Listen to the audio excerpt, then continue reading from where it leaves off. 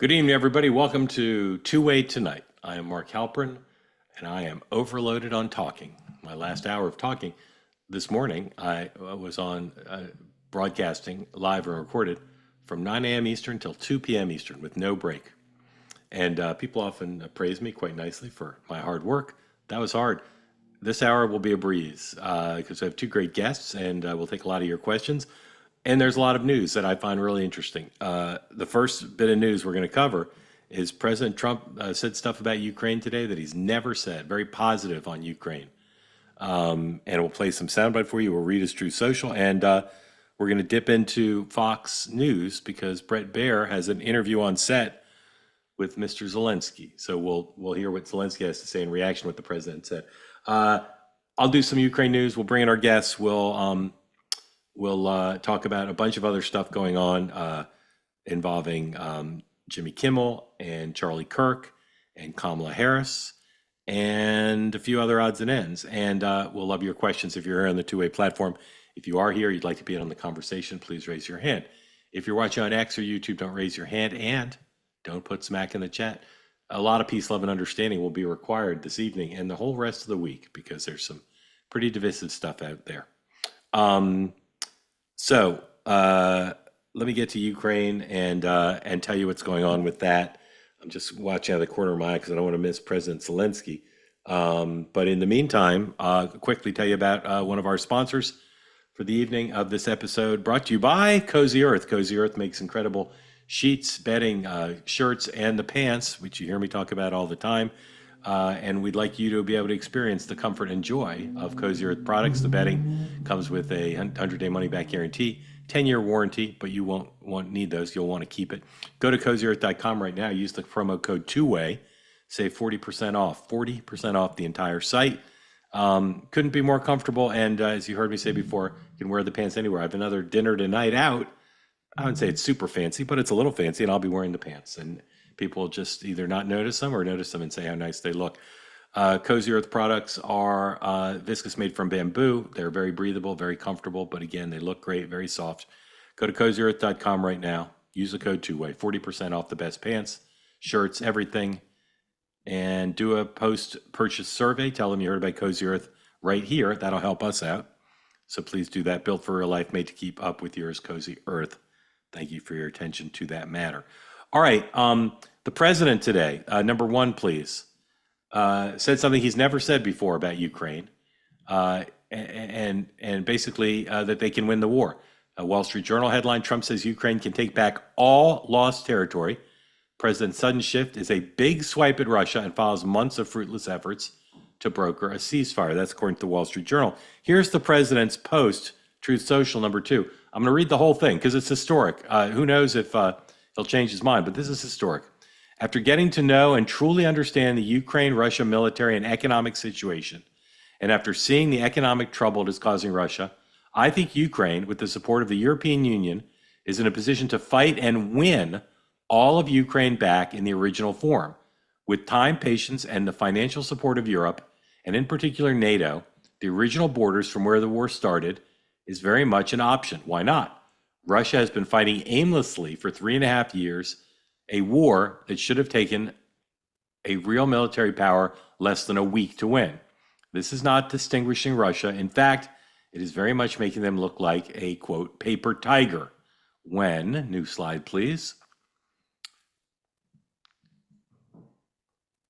Go ahead and change the next slide, please. When the people living in Moscow and all the great cities, towns, and districts all throughout Russia find out what is really going on with this war, the fact is it's almost impossible for them to get gasoline through the long lines that are being formed and all the other things that are taking place in their war economy, where most of their money is being spent on fighting Ukraine, which has great spirit and only getting better. One more slide, maybe? I think we have one more slide. Yes, we do. Ukraine would be able to take back their country in its original form, and who knows, maybe even go further than that. Putin and Russia are in big economic trouble, and this is time for Ukraine to act. In any event, I wish both countries well. We will continue to supply weapons to NATO for NATO to do what they want with them. Good luck to all. Donald J. Trump, President of the United States. Kind of incredible. Obviously, the president's been expressing frustration with Putin, but the Europeans, and I don't even know if President Zelensky believe that the war can be won in that way. Here's Zelensky right now, live on Fox News. Let's listen in. Have a close relation because we didn't have maybe time. I don't know. I don't know other reasons. It's good that we have often phone calls and meetings. And I think the fact that Putin was lying to President Trump so many times also made a difference between us.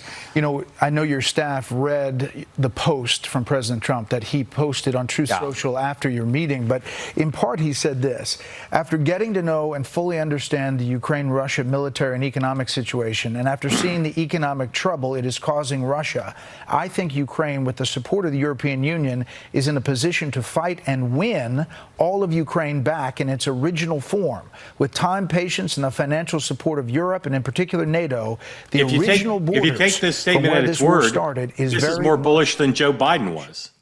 Are you keep playing. I want to hear that? Yeah. A little bit. A little bit. I mean, this. I'm sure in my people, in my army, and I'm sure in strengthening of the in support of the United States. But President Trump was more positive in it, and he showed that he wants to support Ukraine to the very end. So we understand now that we are ready to finish this war as quick as possible. And he wants, and I want, and our people want. But he understands that Putin doesn't want, and he understands that he is not winning, but he says to everybody that he will win. And I see very it was a little bit surprise for me. You're right. I was very positive signals from the side that Trump. Okay, we can dump out of this. Will be with us we'll keep to the end. We'll keep monitoring it. And just an incredible development. I mean, Donald Trump is now, if you take him at his word through that post, more bullish on the prospects of Ukraine winning the war and winning back its territory than Joe Biden was. Than I think Lindsey Graham is. I mean, this is an incredible position he's taking. The two presidents met today, Trump and Zelensky. And here's a couple sound bites from that. The president saying this was before his Truth Social post, but obviously his head was headed in that direction at a minimum. This is number 3, President Trump at the UN today.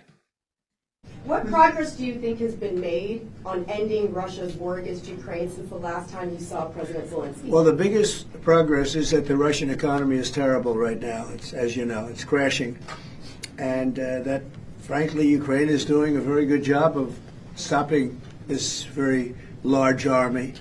It's pretty amazing. You know, this is a war that should have ended in 3 days, 4 days. People said it was going to be very quick, and you got to hand it to the Ukrainian soldiers and everybody involved. It's still going on, and that's not a good thing for Russia. This was supposed to be quick, and so, you know, Russia doesn't look very distinguished, having taken 3.5 years now, right? It's about 3.5 years of very hard fighting. And it looks like it's not going to end for a long time. Here he is praising President Zelensky, obviously a sharp contrast to their Oval Office visit of a few months ago that set things on a different trajectory. This is number 4, please. Interesting day, I think a very productive day. And we're now we're going to start a meeting with the president, who we all know very well, and he's a brave man, and he's picking up one hell of a fight, and we'll see how that all turns out. But we're going to have a meeting, and we have about 30 meetings scheduled today. We have a lot of meetings scheduled today, going pretty late into the night. But this is an important one, and we have great respect for the fight that Ukraine is putting up. It's pretty amazing, actually. Amazing is the right word for what's happening. Now, Congress is on recess, and so we're not going to get words right away, the way we would if they were around, about hawks on Ukraine, people who are supportive of Ukraine, praising the president. And then I wonder what MAGA thinks about this, because although the president wasn't specific about just how much the U.S. is willing to do, and he suggested this new system rather than of U.S. aid, U.S. selling weapons to NATO, but nonetheless, this is an extraordinary day in the history of this war, and it's an extraordinary day in the history of Donald Trump's posture towards Ukraine. So we'll see what happens, but it's quite something. The president spent the day at the UN. He gave his speech this morning. No massive news out of that. Maybe we'll have time to show you some of that. He also had some problems with his escalator today and his teleprompter at the UN. That's being discussed quite a bit. And then Kamala Harris was on The View. We're gonna show you some of that. And Jimmy Kimmel, we believe, is taping his show right now. His first show in about a week. Typically, there's not a great deal of interest in the news out of a Jimmy Kimmel show. So I wonder if anybody if they confiscated the audience's phones or whether any reporter got in there. But we may, during our time together tonight, get some read on what happened, what Kimmel said in particular. And if not, we'll all have to wait till 11:35 Eastern time when I'll be drinking another pint of Diet Coke to stay awake. All right, a bunch of stuff I want to get to. We're going to bring in our two guests, and we'll start running through the news. Again, if you're here on the two-way platform, you want to be part of the conversation, love for you to raise your hand. We'll get to many of you as we can in just a little bit. Our guests tonight, returning Jeopardy champions, Ian Smith is here. Mr. Smith, welcome back. Glad to have you here. Glad to be here. Thanks for having me. Are the Yankees in second or third right now? I have no idea. Okay, just like the hat. Yeah. You made it. Well, I'm less of a baseball guy, more of a football, basketball guy. All right, you can make a Yankee hat more famous than a Yankee can. Oh yeah, I like that line. That's a good line. And Kristin Davison, Republican strategist in Virginia, who I believe we've covered this before. Not a huge sports fan, or am I wrong about that? Oh no, I'm a big sports fan. So Yeah. Phillies, Eagles, but then I like the Caps for hockey. So I split. Yeah. A Silver Lining Playbook, is that a good movie about Philly sports? Is that legit? I mean, yeah, there's some similarities there, but I feel like the random videos you see on Twitter and Instagram, those are probably more a better accurate depiction of the Philly fan base. Yeah. And you're not a 76ers fan? No. Okay. Grateful to you both for being here. So many things I want to cover with you. And we could start with the escalator and the teleprompter, but we won't. We're going to start with Kamala Harris on The View. Here she is, number 14. This is her talking about her relationship with Joe Biden. And again, a lot of the through line of the three interviews she's done so far is she seems to not be standing by some of the things she wrote in her own book, soft pedaling them, denying them, even though they're on the page. Little confusing, but here she is talking about Joe Biden on The View, number 14. But I want to know, for the book, did he read the book? And do you speak to him now? I do speak to him. Yes. And how's that relationship now? It's a good relationship. Yeah. And it's a relationship that is based on mutual respect, having been in the trenches together. Yeah. And admiration. And it's sincere. Sincerely. Okay, good. So I'd like to know that you're friendly. Yeah.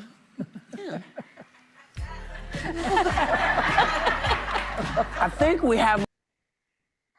Ian, what are your impressions of Kamala Harris's book launch so far? I haven't really looked much into it. I saw that there were some excerpts about kind of the difficulty of the transition and feeling, I guess, some lack of support from the administration, but hasn't really made waves for me amidst the shutdown conversation, et cetera. Okay. Here's Kristin. Here's the former vice president on The View, asking about or joking about her previous appearance where she was asked about differences between her and Joe Biden, and she said nothing comes to mind. This is number 17, please. President, since Trump has taken office, everything that you warned about has happened. Do you sometimes just want to scream, "I told y'all so," and feel free to do it right now? I mean, Sonny, nothing comes to mind.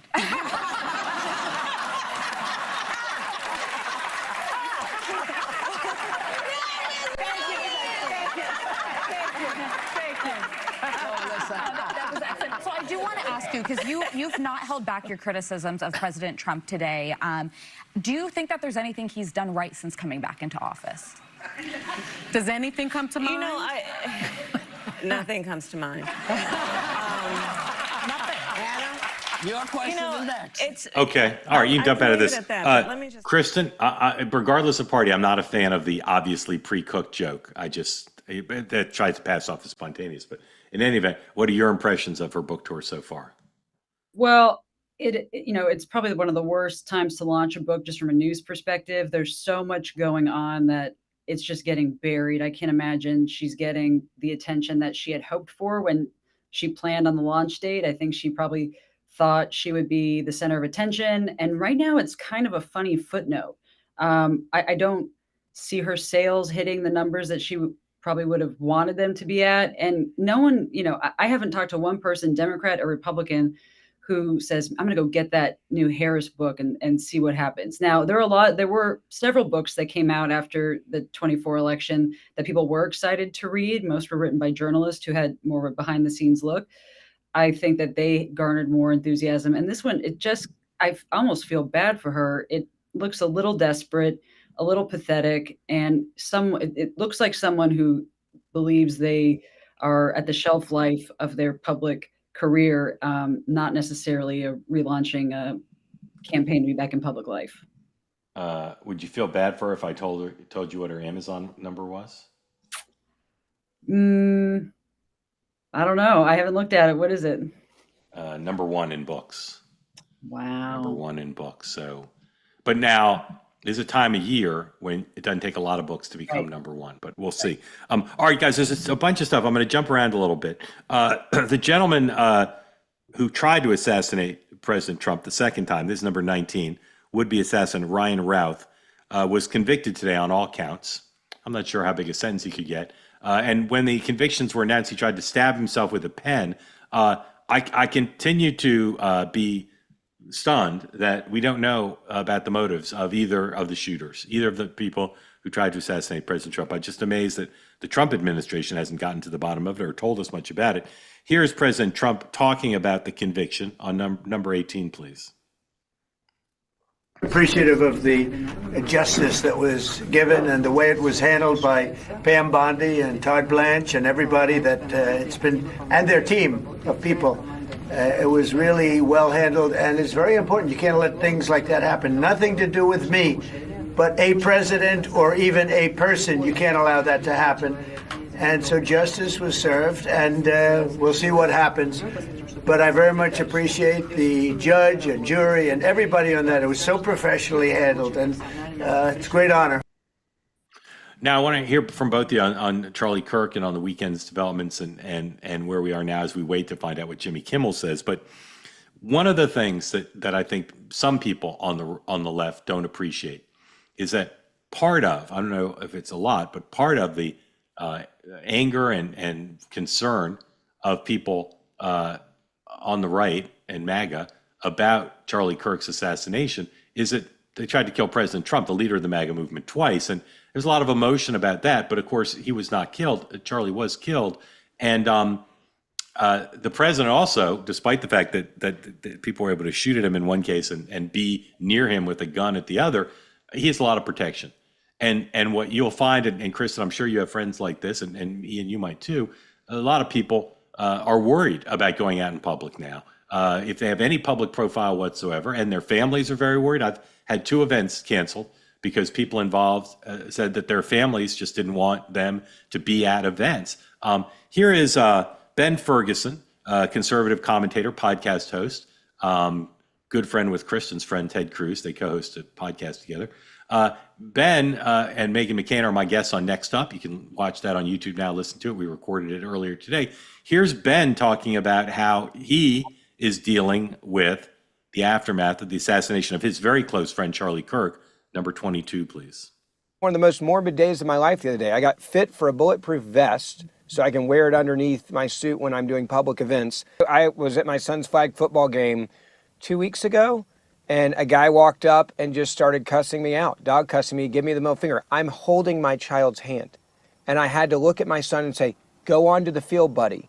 And I looked at him and I was like, man, I don't know you. I'm sorry you feel this way. I hope you enjoy your Saturday. You try to de-escalate that. Ben Ferguson's one of the most genial people I know. And to hear him say those 2 things is just heartbreaking for me. Kristin, how much are people in your party concerned about all this, and how are people adjusting to the reality that if you're on the national town square now and you don't have security, Charlie had security, most people can't afford it. How is that affecting your world?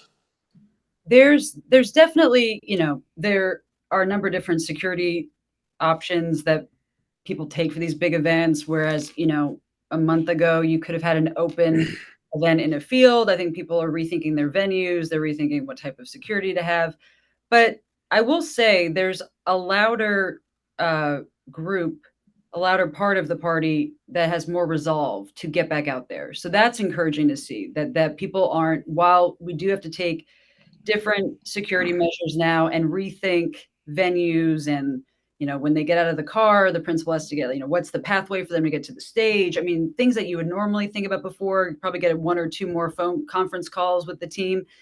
But overall, I think there's a firm resolution to continue to be out in the open space, to continue the dialogue, to continue the discussion. So that's encouraging. But overall, I think there's I would hope in both parties, teams are just thinking through the extra step of security and venues and vetting people when they come to an event and things like that. Ian, I always have some incentives to lose weight. I would hate for an incentive to be that I need to fit into my bulletproof vest. That would be perverse. But how do you think this is affecting folks, again, who have podcasts or they're commentators or even just a visible social media presence? Man, it's sad all around, and it's not only affecting folks who are it's mostly affecting folks who have like this big public presence, but I think a lot of normal people now are concerned that this type of violence is becoming more normal. And it's, to Kristen's point, it's not just at public speaking engagements, but people are also, if you're a public elected official, at risk in your own home at this point. And we're kind of, the fundamentals of somebody like you, Kristen, and I being able to talk and just hash out our differences or find our similarities is kind of breaking down in a scary way. My best friend is actually a PG County police officer, and right after Charlie died, and a staunch Trump supporter, but that's my guy. We've been together since high school. He and I actually talked about, like, man, what does this mean? How do you secure yourself, et cetera? And it's just kind of sad. I really don't know if there's a solution here, but the safe dialogue is good dialogue, and I think that kind of resolve, Christian, is good to hear about folks wanting to get back out there and hash this out with ideas. Beautifully said. All right, we're going to run through a few more news items and then take your questions. So please, if you're here on the platform, you want to get in the conversation, raise your hand. The president spoke at the UN today, as I said, to the General Assembly, and was pretty negative about the UN. Here he is saying the UN creates problems, doesn't solve them. Number 5, please. Not only is the UN not solving the problems it should, too often, it's actually creating new problems for us to solve. The best example is the number one political issue of our time, the crisis of uncontrolled migration. It's uncontrolled. Your countries are being ruined. The United Nations is funding an assault on Western countries and their borders.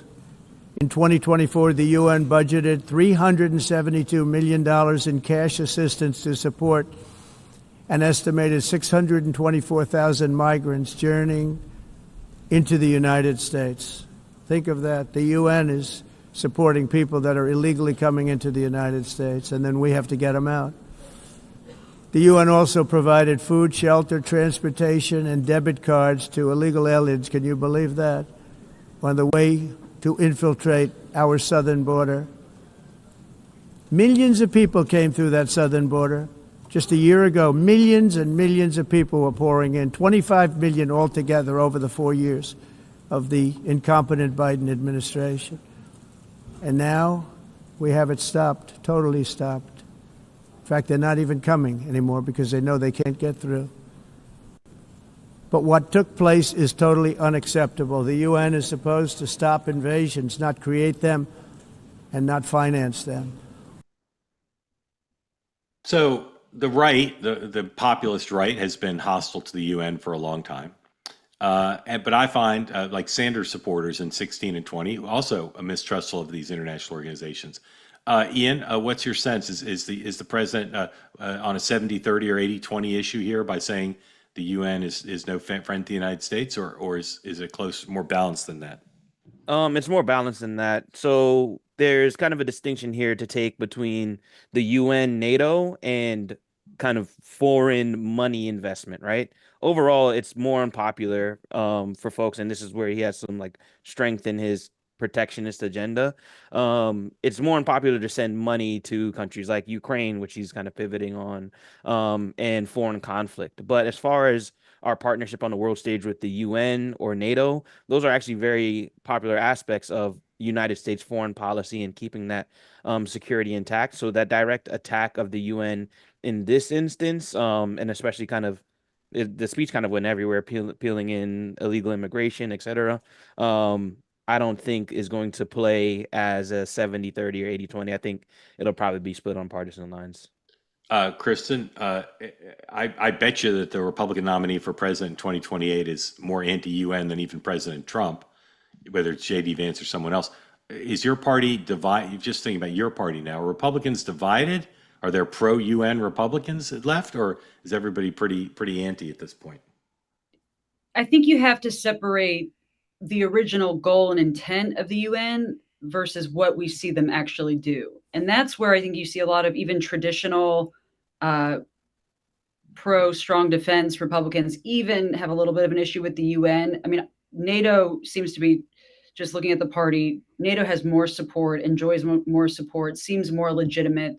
But there have been resolutions and just certain things and funding that the UN has done that has caused skepticism amongst the party, even those in the party who are pro-defense, who are pro, free, global world order, not protectionism. So I can't imagine that the nominee will say, we want to have a strong UN presence. I would probably put more money on that the next nominee would say we're going to pull out of the UN, which I don't. I think that's where several Republicans probably stop because ultimately I think more want us to have that presence. We are the world leader. Without us there's an absence of a good leader. There's more, you have more of these rogue nations kind of running the tent without us there.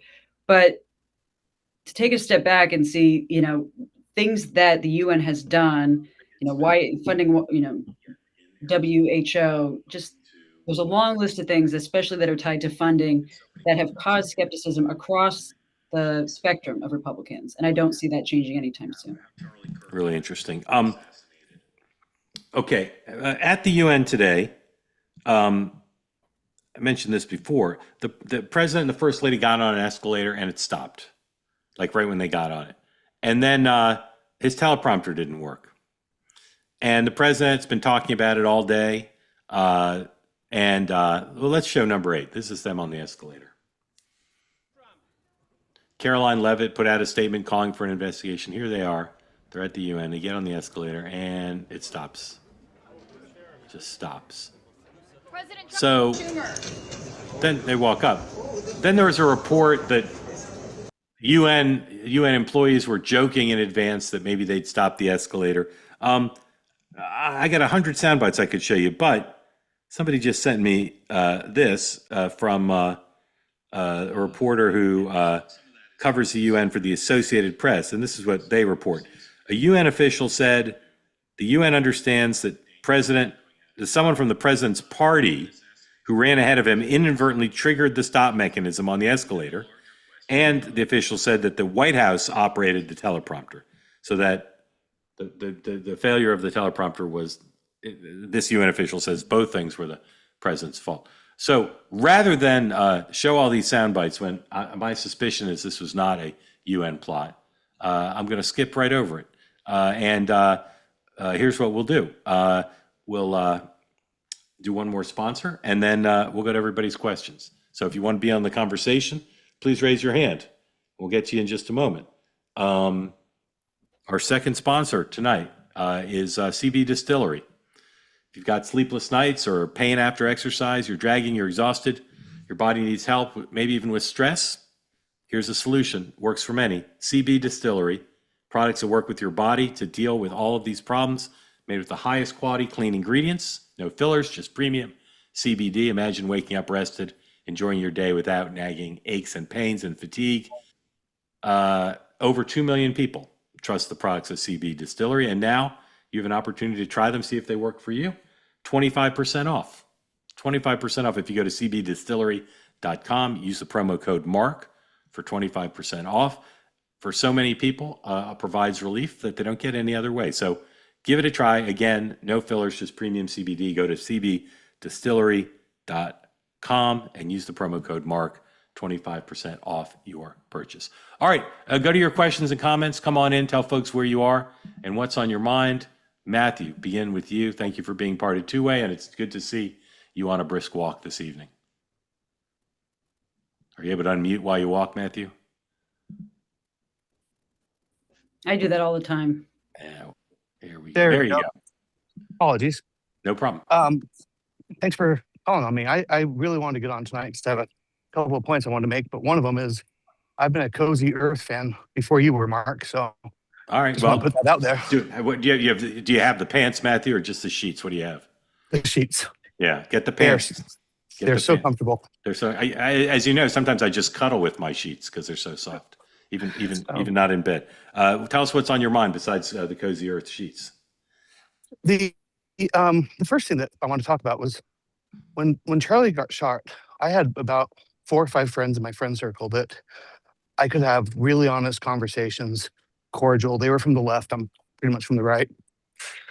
And after Charlie was shot, I'm down to 2 because 3 of them just hate Charlie so much I can't have a conversation with them because they don't even want to investigate the type of man he was. They just think he's a homophobe or a transphobe or something. And it changed the trajectory of my life. Beyond losing Charlie, I've lost friends. And I think, it sticks with you more than a normal public figure being, dying, when it also, comes into your personal life. Yeah, I'm sorry that's happened. That was point one. And the second point hold on, Matthew, before you go on, I'd love to have Kristin and then Ian comment on what you just said, or maybe they've got questions for you, Kristin. And I assume that thank you for the question. I think a lot of people are going through that. It's just with your left friends, right? So how have your, I guess, more right friends handled? Are they in a similar situation as you are? Are they also losing friends? Yeah, we're all, our friend group has been shook. This is an earthquake. Yeah. Between the left and the right. And it's how they see Charlie. It's the insensitivity like no other. And when Trump almost was killed, there was an honest conversation of relief on both sides, but I don't think it was coming from the same place as this. I think they were worried that if Trump had been shot, that there would have been a civil war, and they were relieved that there wasn't a civil war. They weren't relieved he wasn't killed. Yeah. There's Mark, I think you said it on a number of your shows, that understanding of where your friends are coming from, I think, is so important right now more than any other time. And I feel it kind of a little different. I feel it with my even more to the right friends, right? I have to kind of see where they are and where they're coming from. And we need to do that with our Democrat friends and with our Republican friends. If you're a Democrat, you need to really understand why this shook conservatives so much, and the history that, really helped Charlie get the platform that he had, why there was a void there, why he filled such a void for so many people. But as Republicans, I do think, and this isn't popular with some of my far right friends, but we also need to hear our Democrat friends who are saying, well, I really felt that he didn't, he didn't approve of this or that, and go and talk to them about it and correct the record. Because if, I've watched more Charlie Kirk videos in the last, few days than I have in my entire life. And it's very clear that he was a loving person. And it's very clear that he didn't have judgment and he wasn't out there spewing hate. He was expressing his faith and his beliefs and welcoming people to push back and say that why their lives were different. And I've shared so many of that with my Democrat friends to say, you're reading the headline, you're not really reading the story. And so that dialogue is what Charlie lived his life doing, that we really need to do that to try to understand where our friends and not friends are coming from when we disagree so strongly in this aftermath. Kristin, I'm so glad to hear you say it, and I've been saying it from the beginning. You said it more eloquently than I have. People on the right, you can just say no false equivalencies, not our obligation, whatever. But if you want to make the country better, and if you want Charlie's memory to be honored, You're going to have to explain it to Democrats, because Ian, I keep hearing from Democrats, even now, saying, "Yeah, I didn't really know who Charlie Kirk was, but I hear he's a bigot," and not investigating that. So, Ian, where do you think things stand regarding what Matthew said? Are you experiencing that Democrats are not willing to talk about this in a sympathetic way? Yeah, I have been. I think it's pretty complicated, right? So what's not complicated is there's some folks on the left who are celebrating this, and I'm not saying this is not anybody kind of on the official left. I'm just saying in online spaces, Yeah. for the most part, celebrating Charlie's death, which is just wrong. And if that's any of your friends, I understand why that could like rock your friendship, or y'all might not be talking anymore. But as far as the reaction of callousness, although not celebrating or wishing Charlie Kirk's death, that comes from a place, I think, of genuine hurt, right? And I think that kind of empathy, even for a take that you might think somebody is wrong on, is kind of exactly what Kristin and Mark are getting to. I have been listening to Charlie since his online presence was made aware to me. And I will say, I think, and I'm going to say this in good faith, hopefully you can understand what I'm saying. I think a lot of the things that he said were in bad faith and were inflammatory. Now, do I think that he has the right to say them? Absolutely. Do I think that other folks on the left should be going to college campuses and doing what he's doing, like Liberty University? Absolutely. Do I think that that is cause to celebrate anybody's death? Absolutely not. But I do think a lot of what you're going to get as far as an insensitivity is a reaction to perceived bad faith, insensitivity from Charlie in that moment. And I think that kind of relief you're talking about as far as Donald Trump not being killed and the lack of relief you're seeing from Charlie being killed could stem from that reality. So it's complicated. I'm not making excuses for anybody, but that empathy point and really trying to encapsulate a good faith person's point of view. Again, I don't think the conversation is even plausible with folks who are celebrating death in that moment. But for folks who have generally listened to him, like I have, and have been hurt or believe he's arguing in good faith to frame ideas, or in bad faith to frame ideas, I think that's more of a conversation that could be had. Ian, I don't mean to put you on the spot, but can you name something specific that he said that you or others have seized on? Yeah, the most obvious thing for me is the kind of quip. He does a lot of these things a little trolly. There's two things. One, the Juneteenth kind of dig, without any real backing that I have heard. He's said a lot of things. He puts out content every day, but really railing against Juneteenth, which has been a celebration in the Black community for a long time, and a lot of folks really appreciated that being made an official holiday, and saying, I'm going to work and I don't think we should be celebrating Juneteenth. Like, what about the liberation of slaves is controversial or should receive backlash? I didn't really hear a good faith argument from him there. Secondly, the kind of overt attacks on DEI, which I know are like more of just a right-wing talking point generally, but the way in which he did it, which is like saying he would profile Black pilots, I hope they're qualified. It just kind of, there's a way to get your point across in a way that's not as incendiary. Again, you can do whatever you like. He did a good job for himself building his profile with that type of content, but in a conversation with Kristin and I hope we wouldn't have the conversation like that, Yeah, Ian, I hear you exactly, and well said, and I appreciate the tone with which you said it all. Matthew, your second point. My second point is the shooter. I think it's horrible that the left, there's a portion of the left that thinks he came from the right, but I also have a unique perspective in the sense when his profile came out, and he grew up in a Mormon town, but mostly a 90% Mormon town. He had high ACT scores. He had a high GPA. He went to a state university on a scholarship. That's exactly my profile. And I came tumbling out of the Mormon church when I was 25. I was a much more stable position in life. But I have this view, when you read online, that he was kind of, not really, and he was kind of estranged from his parents. I think he found a landing spot with his boyfriend. And you read those text messages, And I don't think it was a leftist or a rightist view. I think he was more like John Hinckley trying to impress Jodie Foster. He was trying to impress his landing spot, his safety net after he tumbled out of the Mormon church. And I think the right is capitalizing it wrongly, in my opinion.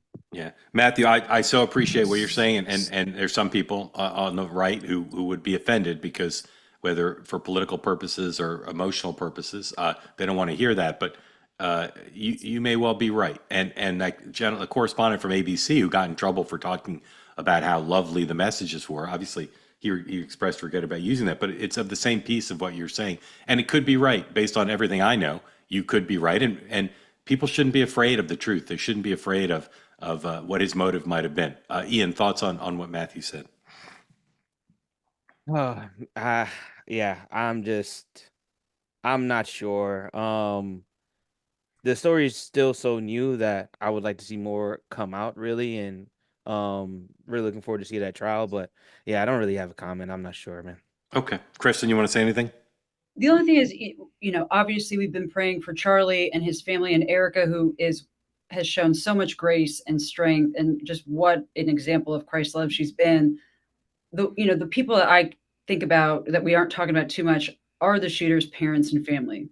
I mean, when you think about a father turning in his son, effectively, losing him forever, what a hard thing that must have been for them to do. And right now, I am sure that they can't leave their house. And I'm not excusing anything. I'm just saying from a human perspective, that family lost their son, and we don't know anything about what their lives were like, but the father did the right thing. They did the right thing. They turned him in. They were shocked and heartbroken that someone that they, was part of their family could do something this evil. I can't imagine being in that position. So I think while we're praying for all these people, pray for them too, because it's such a horrible, horrible, evil thing that they have to live with. Yeah, Kristin, thank you again. Very lovely thought, and very much rhymes with what Erica said in her forgiveness for the alleged killer. To think about what that family has gone through is quite something. So thank you for that, Matthew. Thank you, appreciate it. Thank you. And I'll just say, appreciate someone who's on the right raising the possibility that the motive of the shooter is not ideological, because it might be true, not definitely true, but I appreciate the open-mindedness that reflects. So thank you for that. Sue, welcome in. Thanks for joining tonight. Tell folks who don't know where you are and what's on your mind for Ian and for Kristin. I'm from Colorado, and I have a couple of quick points. Mark, I just wanted to say I thought the morning meeting this morning was absolutely fabulous with the two doctors on it. And I really wish that the press conference or whatever the rollout they had more of that in it. That was just absolutely phenomenal. Anybody who hasn't watched it really needs to watch that, because it was wonderful. Thank you. I'm so appreciative to the two doctors. We didn't book them. They just showed up and they were both great. It was great. It was wonderful. Second thing, I voted for Kamala Harris. I wish she would go away. I don't think this is helpful at all. And I don't know any Democrat who would wants to see her on the ticket again. Third thing may surprise some people. I'm delighted with the developments in Ukraine. People would say, what do you support that Donald Trump has done? If he follows through on this, I think it's great. And then sort of off of that, this would be my question. With Russia acting the way they are, obviously their aggression in Ukraine, their incursion into Poland, their incursion into Estonia, juxtapose that with the UN speech today. And yes, I think the UN could be doing more than they have in terms of world conflicts, but that was a stunning speech to me, with a lot of insulting of allies, and some of the other things that are going on, the way the United States is treating our allies across the board. How do you resolve and come up with a strategy to deal with Russia when you are actively poking at them all the time? When you say things like, the London mayor, he's awful, and London has Sharia law. I mean, that's not even close. There's nothing like that going on. And it just was on and on. And I listened to most of it. I didn't really see the speech, but I listened to it and it was just like, like hair on fire. I don't see that as helpful. And I'm just curious, what's the path forward if we're going to do this to our allies? Yeah, it's a great question. Of course, the president's toggled back and forth on Europe the way he has on Zelensky and the war. Ian or Kristen, either of you see the speech? Either of you want to weigh in on that? Well, just to show you the alternative interpretation of that speech, I spoke with so many people who said, finally, a U.S. president went and told them what Americans, the frustration that Americans feel having always to foot the bill for these other countries, having always, to be made to feel like we're the big bad villain on the climate when you have other larger countries like China that have 10 times more waste and pollution and have no standards similar to the United States. So there were a lot of people who viewed that speech and said it's about time someone went and told them how it was. Now, I do think when you see, Trump kind of gets to the place where I think he should be, where he landed today on Ukraine, hopefully is the right position. And 4 months ago, there were so many people, particularly on the right, who were nervous that he wouldn't get there, that were nervous what would happen. So I think he gets to where he needs to go. He is showing leadership. When you see the other leaders in our allied countries, I don't see it turning them away.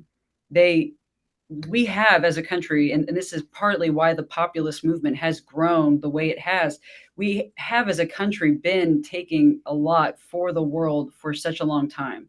And yes, we are the world leader, and we should always maintain that position.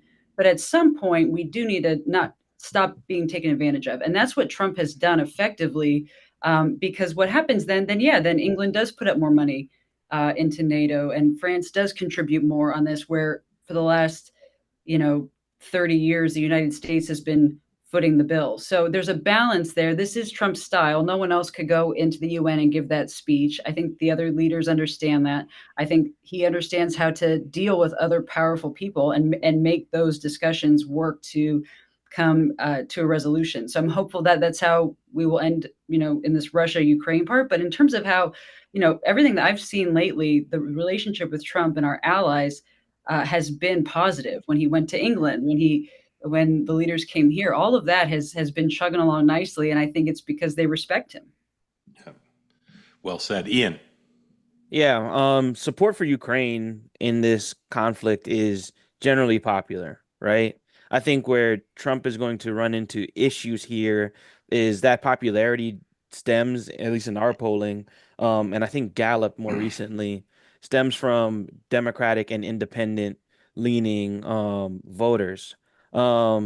So where you kind of get into difficulties is, one, this kind of hardline stance that he's now taken today on support for Ukraine. Is that going to play to his base? Although it's going to play to a more kind of expanded tent of support. But two, if that comes at the back of more monetary investment into this conflict, that is broadly unpopular for many reasons. And again, in a time where the U.S. economy is struggling as it is with the job numbers and inflation numbers, as we've seen them probably going to go up as of the cut interest rate last week, I think it is a kind of a tenuous place. And the goal of the American people is going to be to get this over with as soon as possible. So if this leads to conflict resolution, then I think it's a win. But if this is investment and prolonging, then it's going to be tough for him to pull out a win. Sue, thank you. Grateful to you. I loved all those questions. Was going to call on Ryan, but he's walked away. So let's bring in Blake. Blake, welcome in. Unmute. Tell folks who don't know where you are what's on your mind for Ian and for Kristen. Yeah, so I am in Huntsville, Alabama, and I have one comment and two questions. Yes, sir. My comment is for Sean on the morning meeting. One thing I so respect, and I'm a lifelong conservative, but I so respect Dan's willingness to criticize his own party. And the morning meeting would go to another level if we could get Sean to criticize his own crowd with that same intensity. So I'm going to listen for you to share that with him tomorrow in the morning meeting. All right. Let me just say to my colleagues, could somebody clip that off and let's play it on the morning meeting tomorrow? Blake will do a video cameo. Yeah. My question, I have two questions. One question, Bill Maher was talking to Rob Reiner, and Rob Reiner said we can't talk to people unless we agree on basic facts. I don't agree that we can't talk to people, but I do think we talk about coming together over political violence. And I do think that it's impossible for us to come together as a nation until we agree on certain facts. George Will was on with Leland Vitter the other night, and he said that the country came to conflict at different times in history because of issues like slavery. And he says that we don't have those kinds of issues, not anywhere close. I don't know that it's that great, but I do think we have severe issues that are pretty serious. So I wonder what you guys think. Do you think the issues are that serious as well? And so that's my question. I'll just stop there because my child's crying. Okay. Like Ian. Yeah, I don't think the issues are as grave as slavery, because how could they be? But I do think there are kind of fundamental moral misalignments that, unlike those times, are exacerbated by algorithms that push you to moral disalignment and outrage on those things. There's not a lot of two ways out there, right? There's a lot of the opposite. And with that, I think you can get to a place where it's hard to resolve and it's hard to settle on a set of facts. I think part of what helps that is this kind of chorus we have from our leaders on both sides about kind of pushing back against political violence. That kind of can break through the bubble and at least have people who are going to be kind of violent, disagree with that, have to contend with the fact that their own leaders are saying we're not with this, right? So no, I don't think we're in a place where the kind of wants and needs of Americans are that far off. I do think, however, that this gets worse as the wants and needs of Americans aren't addressed by their government, right? That debt to income has been on the rise for 20 plus years. Income to productivity has been on the decline for 20 plus years, right? We have these decades long economic trends and lack of ability to get ahead, no matter what administration has been placed, that if folks cannot see themselves improving their lives through the elections or legislative process, they will kind of break out and try to change their lives in another way. Kristin.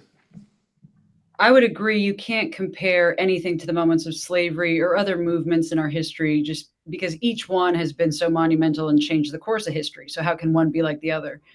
I would say, though, that the issues that we are dealing with now go beyond the cost of gas or education. Right now, I think we are going to enter, and frankly, what fear I have is that we are entering into a period where we have this debate over political violence. And we get lost in an argument over whether it's Republican and Democrat. I mean, this really is not, it is good and evil. This is whether you respect life or you don't. And that can mean a whole lot of things. That doesn't just have to mean a political assassination. That means, do you respect life? I mean, that is the debate we're going into.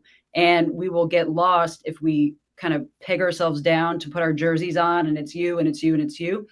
I don't care who you are. There's a good and an evil side. And it comes down to whether you respect life. That's where we're going. And so that I do think that where we head as a country will be impacted by that debate. And it makes me a little nervous because, you know, it's a huge, huge issue. And that will overshadow a number of these things. I hope once we get through that, then we can go back to the debates where, how do we make life better, right? Is it focusing on, you know, education or inflation or, you know, teach a man to fish or give him a fish, you know, all those things. But I think we're going to be in this phase of arguing over the political violence, what that means, what justifies it, and who is on what side. We're going to have that discussion for a while. Yeah. Blake, thank you. Grateful to you. Appreciate it. So grateful to the two of you. We try to only have people on the program who understand the ethos of the platform. Sometimes we mess that up, and sometimes we purposely have people on who don't necessarily agree. But you two do, and so much in the news now that is upsetting to folks and difficult to navigate. And I just couldn't be more impressed with both of you and how grateful I am to both of you for coming on and sharing not just your ideas, but your peace, love, and understanding ethos. So thank you, Ian, and thank you, Kristin, for being here. You. All right, folks, a lot of stuff to tell you about. If you are, unlike my mom, you are not sick of watching all my content. Understandable. My mom's got other things to do. I'll tell you about a bunch of stuff you can watch. You can watch me on the Megyn Kelly Show. I was on there for 2 hours today. And you can also watch the latest episode of Next Up, about an hour. Both those available as podcasts and on YouTube. You can also listen to this program as a podcast, as well as the morning meeting. They're available on Apple and Spotify and everywhere you get your podcasts. Tomorrow, morning meeting will be on at 9 a.m. We'll have full coverage of the Jimmy Kimmel thing and everything else, and more on the remarkable statement of the president on Ukraine. And then a special I'll be hosting tomorrow at, remind me what time my special is on, guys. I should know. 1 p.m. 1 p.m. Eastern time. Thank you. That's what I thought, but I didn't want to get it wrong. 1 p.m. Eastern time. David Bonson and I will be hosting an hour. David will be available to take your questions after he takes from a few of me. Exclusive event for the two-way community. David, one of the smartest people on the U.S. economy, runs a personal financial investment firm, so knows a lot about the best ways to invest money, but also understands the macro economy, and writes the Dividend Cafe, a great newsletter. So I'm asking you, if you're a member of the community and you care about the economy, and I guess most members of our community do, to go to twoway.tv/TBG, the Bonson Group, and you can do two things there. You can sign up for Dividend Cafe, a free daily newsletter that's great on the economy, and also sign up to join us at 1 p.m. Eastern time tomorrow, live with David on the two-way platform, to be able to ask him questions and hear others ask questions about the economy. So tomorrow, 1 p.m. Eastern time, David Bonson available to answer your questions about the economy, personal finance, whatever you wish. I look forward to seeing you all then. And then, again, I'll be back tomorrow, 6 o'clock Eastern time, right here from yet another new location. So you can tune in if you're curious to see where I am.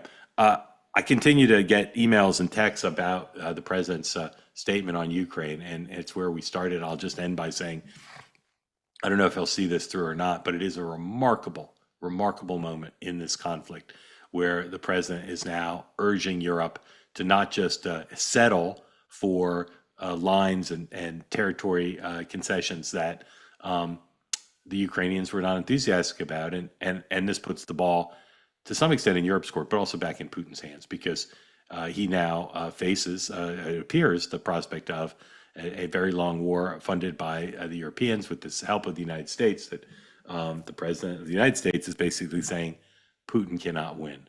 Extraordinary and a big change, not just for this president, but as I said at the top, even Joe Biden really didn't go that far in his stated understanding of how things would turn out. Grateful to Kristin and Ian. Grateful to you all for being part of Two Way. I'll see you. Please go listen to Next Up, and I'll see you at 9 a.m. and then at 1 p.m. and then at 6 p.m. tomorrow. Just 3 simple shows. Looking forward to them all. Thank you so much. Have a good night.